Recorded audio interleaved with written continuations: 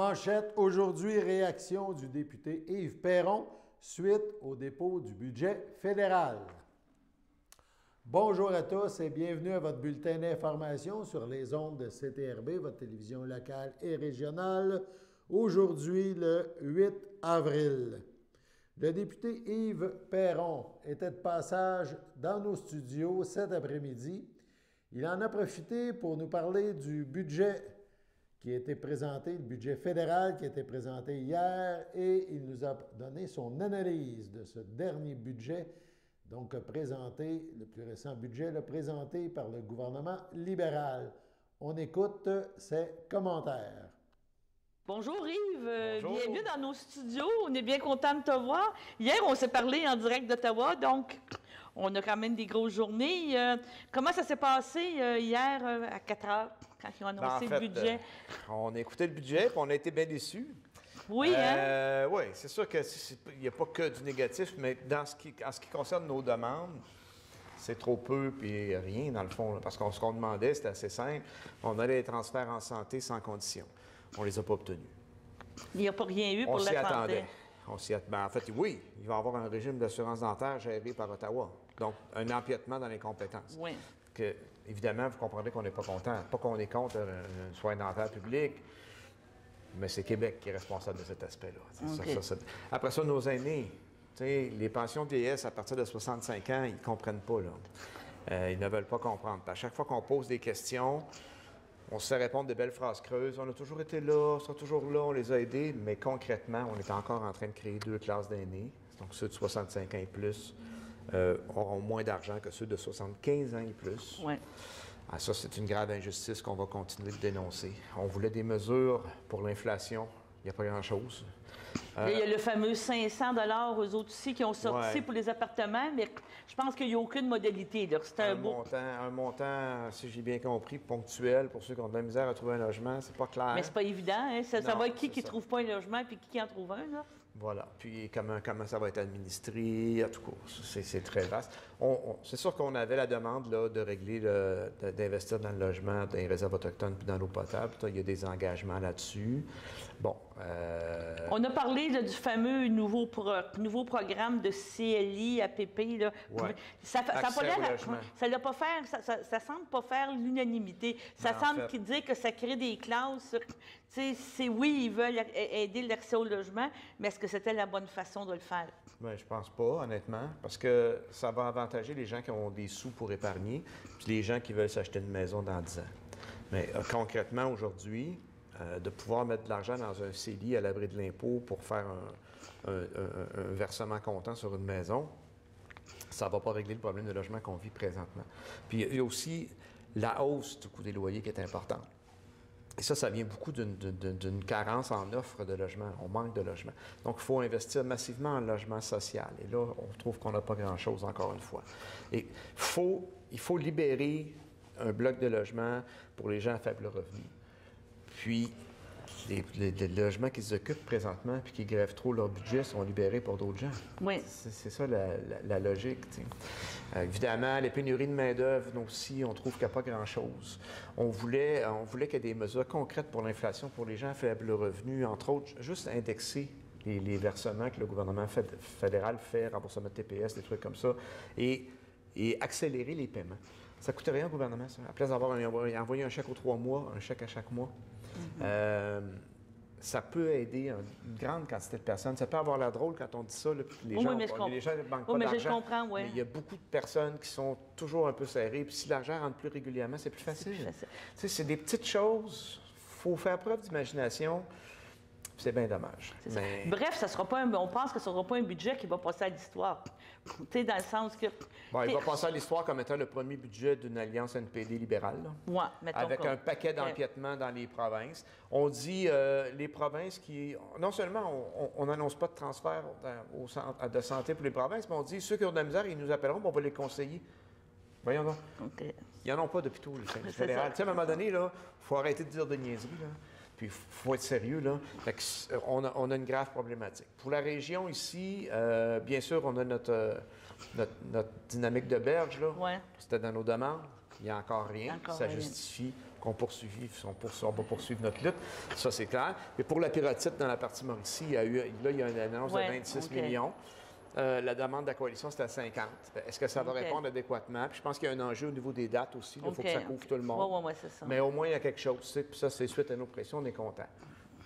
Dernier point, j'ai à t'amener, parce qu'on y a parlé aussi d'investissement plus en défense pour les militaires et tout. Est-ce que ça a bien été accueilli, compte tenu de la situation, en disant, oui, il faut être plus prêt, il faut être plus équipé? On est un petit peu à la traîne dans le sens que... Nous, on est assez favorable à une augmentation, parce que vous savez qu'on fait partie de l'OTAN. Oui, c'est ça. Puis l'OTAN, il y a plusieurs années, je pense que c'est 2014, là, il y a une entente que tous les pays mettaient 2 de leur PIB dans la défense. L'idée de l'OTAN, c'est que s'il y a un pays de l'OTAN qui est attaqué, tu sais, je ne veux pas faire peur à personne, mais la Pologne fait partie de l'OTAN, mettons. Bon. Il faudra qu'on aille, là. Ça fait partie du deal, là. Ben, si on n'a pas d'avion, on ne peut pas y aller.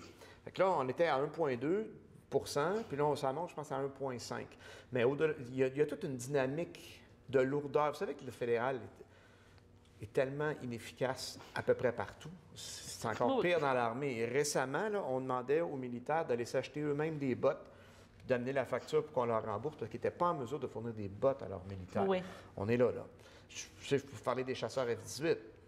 Hein? Les fameux chasseurs qu'on a annoncés toute la campagne en 2015. Il faudrait dépolitiser ça, en fait. Moi, quand j'ai fait des interventions en Chambre, c'était beaucoup dans ce sens-là. Comment ça se fait qu'un gouvernement jure de jamais acheter ces avions-là en 2015?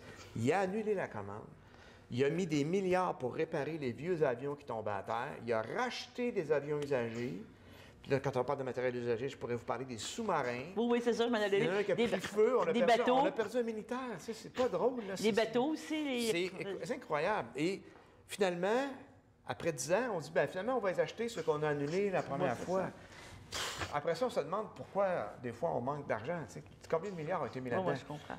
Donc, c'est pas juste de mettre de l'argent dans la défense, c'est correct, mais c'est de bien le faire. Et que ce soit efficace. C'est pour ça qu'il ne faut pas que ce soit les politiciens qui décident ça. C'est le type d'avion, je pense que c'est les militaires qui sont le mieux placés pour ça. Il faut trouver quelque chose pour sortir, parce que ça n'a pas de bon sens. Ça n'a pas de bon sens. Bon, je te remercie beaucoup, Yves, de ton passage. Puis, quand tu seras comme ça encore, viens nous voir. Ben oui, absolument. Toujours un grand plaisir. Merci. Merci. Bonjour tout le monde. Du monde politique fédéral, passons au monde politique municipal. Cette semaine, il y avait plein de conseils municipaux. Nos ondes ont été envahies, si on peut dire, par les différentes séances à Lanoret, à Berthierville, aussi à Saint-Cuthbert, à Saint-Ignace-de-Loyola, entre autres. On revient sur les conseils municipaux à Lanoret et à Saint-Cuthbert. On termine cette semaine avec d'autres faits saillants de ces conseils municipaux. Tout d'abord, à Lanoret, une résolution a été faite pour l'embauche d'un travailleur de rue. On écoute un extrait. 6.2 Travailleurs de rue. Il est proposé, appuyé, résolu, d'autoriser le maire et le directeur général et greffier trésorier à signer une entente avec l'organisme Truel pour assurer le service d'un travailleur de rue pour l'année en cours et qu'un budget de 38 000 soit autorisé à cette fin pour l'année 2022. De mémoire, on avait prévu un budget de 50 000 et là, évidemment, il y a quelques mois qui se sont écoulés durant l'année. Le temps qu'on entre en contact avec la Truel, en fait, c'est les travailleurs de rue qui sont basés à Lavaltrie. C'est un organisme qui est basé à Lavaltrie, mais qui dessert depuis de très nombreuses années la municipalité de Lanoret. Alors, on veut s'assurer que nos jeunes puissent avoir une oreille attentive. Alors, un travailleur de rue, vous savez, son travail, finalement, c'est d'aller près des jeunes, d'aller les voir, d'aller discuter avec eux, de les soutenir. Alors donc, moi et le directeur général, on va regarder comment on peut réussir à s'entendre avec l'organisme, la Truelle de Lavaltrie, pour justement s'assurer qu'il y a un travailleur de rue le plus rapidement possible qui soit en fonction à Lanoret. Est-ce que j'ai un proposeur? Proposé par M. Lavallée. Est-ce que j'ai un appuyeur? Appuyé par Mme Mondor, à ma gauche, ceux qui sont en faveur. À ma droite. Alors, c'est unanime. On passe maintenant à Saint-Cuthbert. La municipalité a décidé de procéder à la réfection d'un chemin forestier et aussi à l'acquisition ce qu'on appelle un food truck, un camion de rue au niveau restauration. Écoutons Richard Bellumeur, le maire de Saint-Cuthbert, nous donner des explications sur ces deux sujets. 5.3. Règlement numéro 330 décrétant l'exécution de travaux de réfection des chemins de la zone 11F et autorisant un emprunt. 5.3.1, avis de motion. Donc, Éric Deschênes.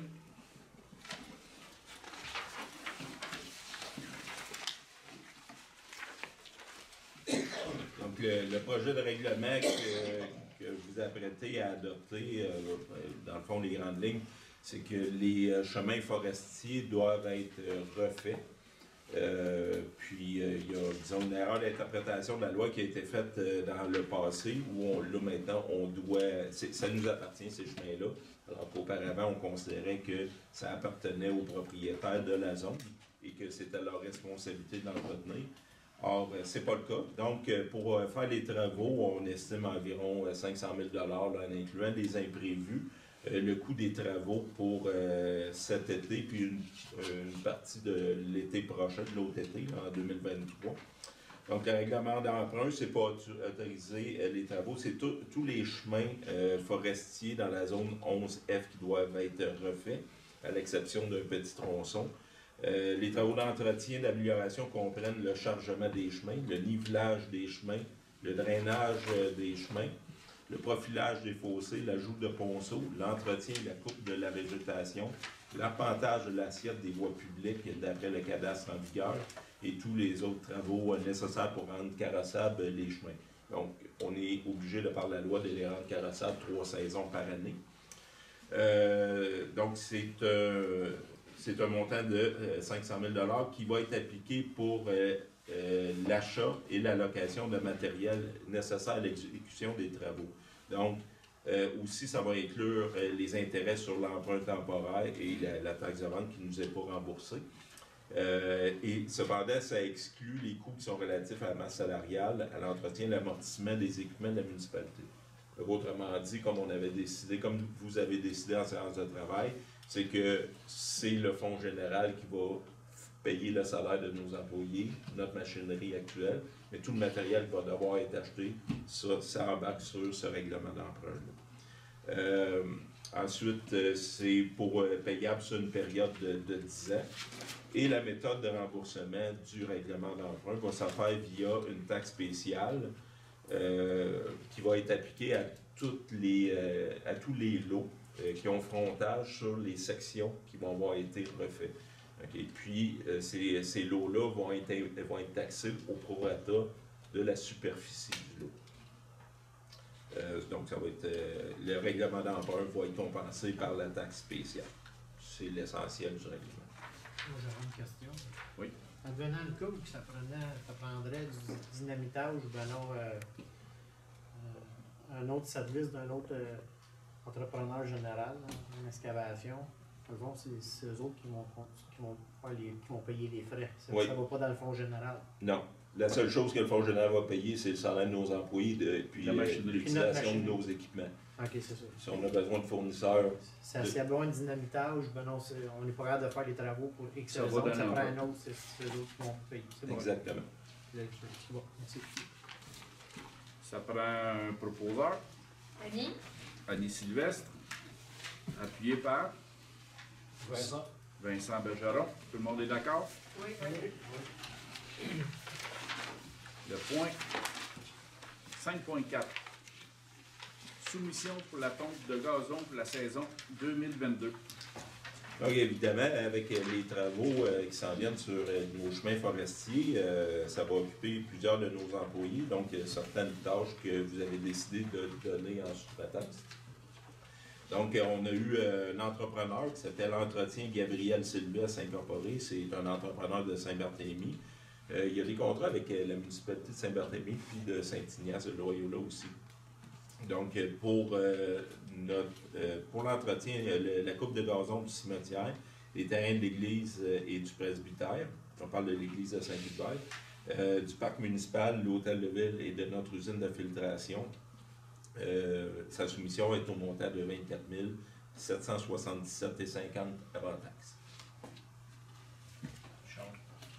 Richard Dion. Sylvain Toupin. Tout le monde est d'accord? Oui. Merci. 6.2. acquisition d'un véhicule et d'une remorque de type food truck.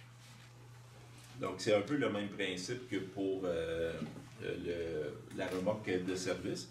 Donc, il y a des véhicules qui sont intéressants sur le marché de seconde main. Donc, c'est pour autoriser la dépense maximale qui avait été budgétée, soit de 35 000 taxes incluses, pour qu'on puisse procéder rapidement à l'acquisition si on en voit un d'intéressant.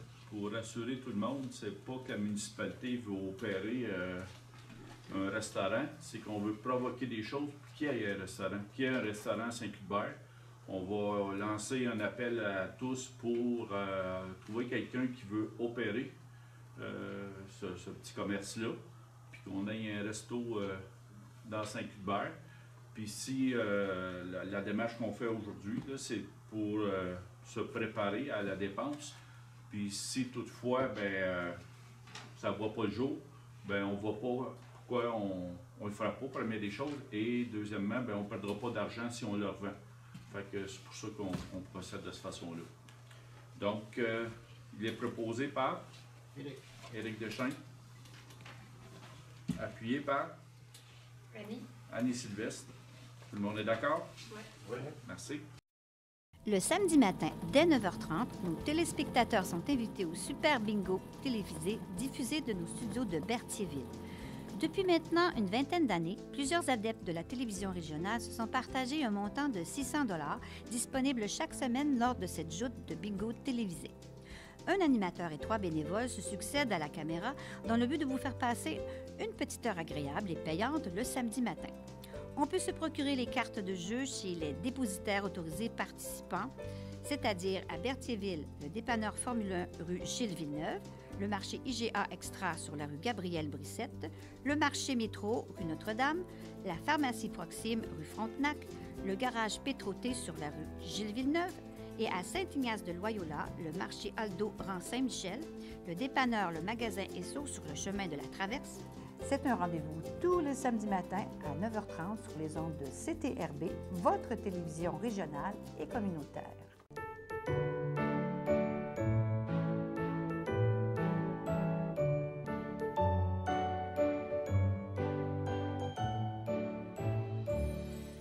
Voici les anniversaires. En ce 8 avril, oui, les filles d'Isabelle de Berthier souhaitent bonne fête à Francine Grégoire et le Centre d'action bénévole d'Autrey, le CABA, souhaite un heureux anniversaire à Claude Lachance. On y va pour les anniversaires du week-end. 9 avril, la FADOC de l'Île-du-Pas souhaite bonne fête à Lynn Guévremont et à Luc Grégoire. Et le CABA souhaite un heureux anniversaire à Jean-Claude Laroche. On passe à dimanche 10 avril. La FADOC de l'Île-du-Pas souhaite bonne fête à Muriel Chevalier et à Gilles Plante. Et le Centre d'action bénévole d'Autrey souhaite bonne fête à Denis Marcoux. C'est votre anniversaire aujourd'hui ou en fin de semaine. Toute l'équipe de CTRB se joint à moi et vous souhaite bonne fête. Nous vous présentons maintenant la deuxième partie de l'entrevue que nous a accordée Hugo Valiquette de la Troquelle, donc le regroupement pour les organismes communautaires de la Naudière. Et M. Valiquette termine son entrevue en nous parlant des étapes de mobilisation que fera la Troquelle dans les prochaines semaines pour s'assurer que les organismes communautaires reçoivent le financement nécessaire à la poursuite de leur mission. On l'écoute. Tu me parles au nom de la Troquelle, mais tu es aussi au niveau national VP de l'association des tables de l'action communautaire partout. Et tu me parlais qu'il y avait des interventions. On est à l'étude des crédits présentement, que j'imagine qu'il y a des représentations qui sont faites. C'est ça votre plan de marche pour commencer. Peux-tu nous parler vers quoi vous vous enlignez? Oui, c'est ça, exact. En ce moment, c'est l'étude des crédits qui va avoir lieu à la fin avril, où là, on va mettre de la pression pour avoir des réponses puis tenter d'avoir peut-être une correction de la situation. Ensuite de ça, le ministre Boulet, le ministre responsable de l'action communautaire, va lancer le plan d'action gouvernementale en action communautaire.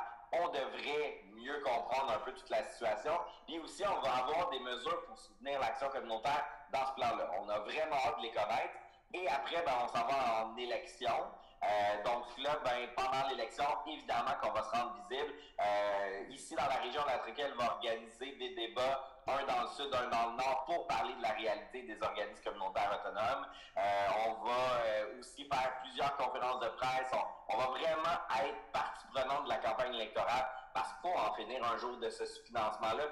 On n'a pas arrêté dans la pandémie de dire à quel point les organismes communautaires autonomes ont fait la différence, puis que sans les organismes, on n'y serait pas parvenu. Ben là, faudrait une reconnaissance plus que verbale. Là. Ça prend de l'argent. Donc, tant au niveau, on pourrait résumer que tant au niveau régional que national, ça continue. On travaille fort pour essayer de régler cette, encore là, iniquité. Là, je comprends ton point, que tout le monde soit vraiment traité de la bonne façon, puis qu'on puisse avoir des organismes communautaires dans toutes les sphères d'activité qui soient vraiment contentes, on pourrait dire, qui soient vraiment agréables et vraiment pas rester en mode survie, être vraiment dans un mode emploi actif. Réaliser leur mission. Décadence présentera le spectacle de fin d'année, son spectacle de fin d'année. Décadence, cette école de danse, présentera donc ce spectacle le 23 avril prochain. 3 représentations sont prévues au programme. Une débutera à 11h30, la deuxième à 14h30 et il y en aura une en soirée à 19h30. Les 3 représentations se dérouleront à l'école secondaire Pierre de l'Estage à Berthierville. La co-directrice Sonia Thibault de Décadence nous parle davantage de ce spectacle fin d'année. Enfin, nous avons un spectacle cette année, donc on est vraiment contents. Donc, le 23 avril, on a 3 spectacles et il nous reste encore des billets. Donc, si vous voulez vous joindre à nous pour voir notre beau spectacle et voir nos élèves danser, ça va nous faire plaisir de vous recevoir.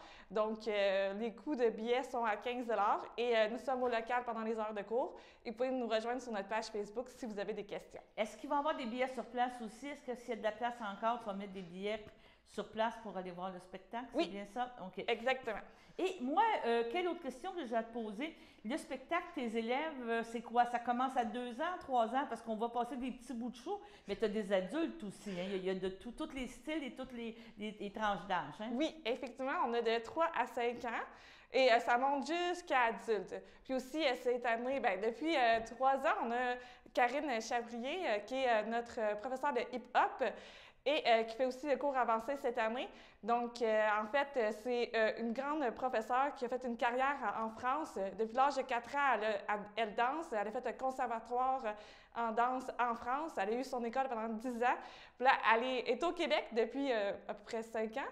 Donc, on a hâte de vous la présenter et de vous montrer ses chorégraphies, parce que ça fait 3 ans qu'elle est avec nous, mais à cause de la pandémie, on n'a pas pu voir. Donc, c'est vraiment quelqu'un qui s'est établi dans la région ou qui vient de Montréal et qui vient une fois par semaine faire des cours de hip-hop ici? Ah non, c'est vraiment établi à la région, oui, effectivement. Donc, c'est une belle acquisition pour toi, l'école, puis tout ça. Oui. Ça fait partie des services que tu offres. Oui. La pandémie, justement, ça n'a pas été facile depuis 2 ans.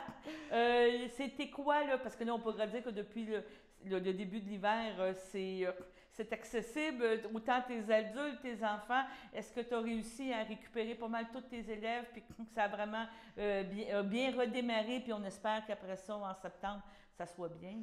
Bien, c'est sûr que ça a été plus d'organisation pour nous.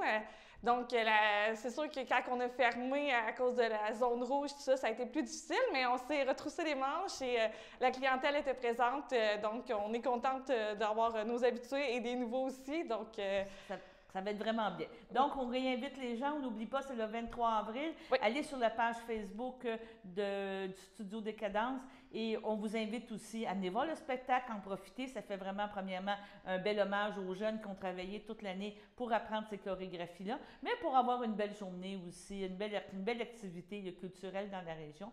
Puis, j'imagine qu'au mois de septembre, au mois d'août-septembre, tu vas nous reparler des cours, là. On va pouvoir reparler de ça. Exactement. Bon, je te remercie, Sonia. C'est bien apprécié. Ça m'a fait plaisir. Hein? Bye-bye. Au revoir. Alors maintenant, à la pause.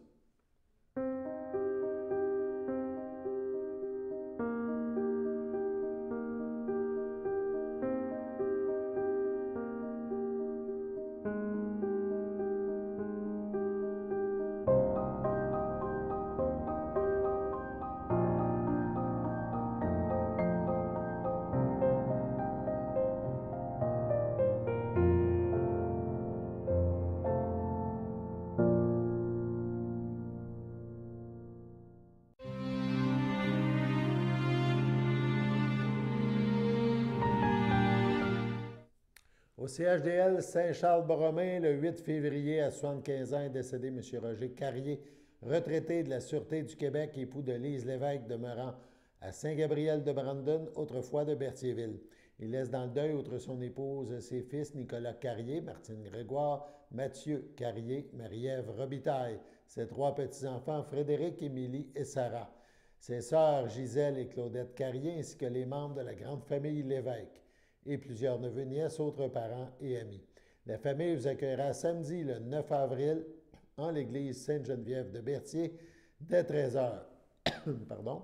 Suivront les funérailles à 14h. M. Carrier sera inhumé au cimetière Entrelacs à une date ultérieure en toute intimité. Au CHDL de Saint-Charles-Borromée, le 9 mars, à 93 ans, est décédé M. Hubert Clément, époux en première noces de feu Lise Michaud et conjoint de Thérèse Roy, demeurant à Saint-Barthélemy.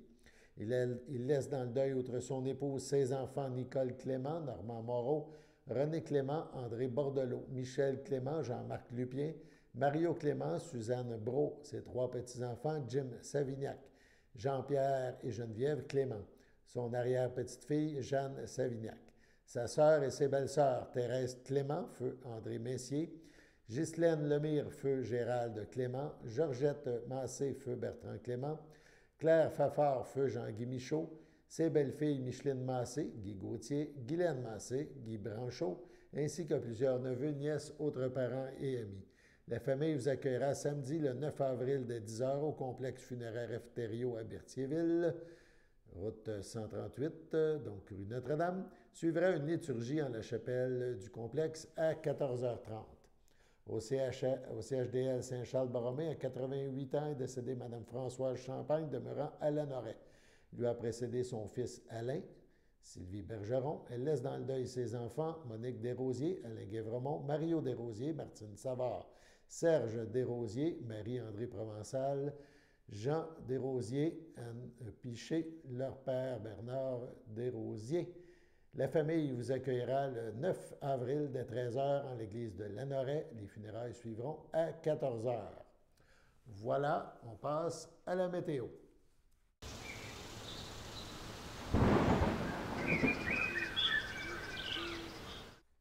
Donc, météo, aujourd'hui, ce soir, ciel variable, 4 degrés, ça se refroidit dans la nuit. Ça peut être problématique, on pourrait avoir de la pluie verglaçante, on parle de moins 2 degrés. Une pluie verglaçante qui pourrait se poursuivre au matin, samedi, donc moins 1 degré, c'est les prévisions. En après-midi, le mercure passe aux alentours de 8 degrés. Quelques averses pourraient nous priver un peu de soleil. C'est 8 degrés dans la nuit de 0 degré dans la nuit de samedi.